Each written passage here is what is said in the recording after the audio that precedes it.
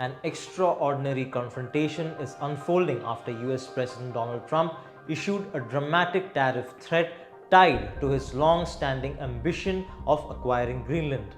Trump has warned that the United States will impose sweeping tariffs on several European countries unless Washington is allowed to purchase Greenland, the autonomous Danish territory in the Arctic.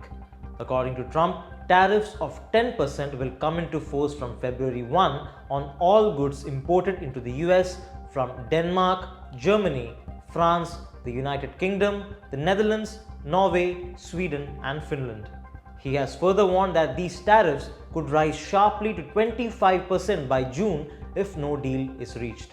Trump has framed the move as leverage, making it clear that the tariffs would remain in place until what he described as a complete and total agreement on Greenland is achieved. His renewed push to acquire the island marks a sharp escalation in rhetoric, reviving a controversial idea that has resurfaced repeatedly during his presidency. The US President has argued that Greenland's current status poses a national security concern for America. However, this claim has been firmly disputed by US allies, particularly Denmark, which maintains sovereignty over the territory. Trump has also alleged that military forces from multiple European nations have recently moved into Greenland for unclear reasons, a remark widely seen as a reference to NATO deployments in the Arctic.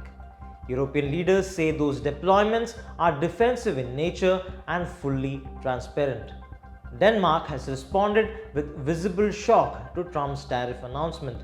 Danish Foreign Minister Lars Rasmussen has clarified that the increased military presence in Greenland is aimed at strengthening Arctic security at a time when the region is no longer considered low tension. He has stressed that Denmark and its NATO partners are acting in coordination with the United States, not against it. The European Union has reacted sharply, vowing to resist what it sees as economic coercion. European Council President Antonio Costa has warned that tariffs threaten prosperity and undermine global trade. He has argued that Europe's priority should be opening markets and strengthening economic integration, not escalating trade barriers.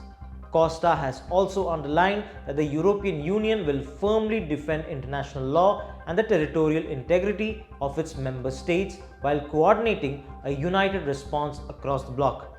France has echoed that stance. President Emmanuel Macron has made it clear that intimidation will not change Europe's position on Greenland, signaling that Paris will stand firm against any pressure tactics. The United Kingdom has also voiced strong objections. British Prime Minister Keir Starmer has described the proposed tariffs as fundamentally wrong and said the issue will be raised directly with the White House. The announcement has prompted emergency consultations within the European Union, with representatives convening urgent talks to assess the economic and political fallout of Trump's move. Cyprus is set to preside over these discussions as EU leaders weigh their next steps. Meanwhile, the strongest reaction has come from Greenland itself. Thousands of residents marched through snow-covered streets in the capital Nuuk, protesting what they described as illegal attempts by the United States to take control of their land.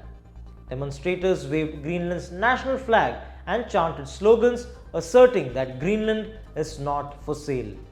Greenland's Minerals Minister Naja Nathi-Nielsen praised the protests as a powerful display of unity, saying the movement demands courage and principled leadership.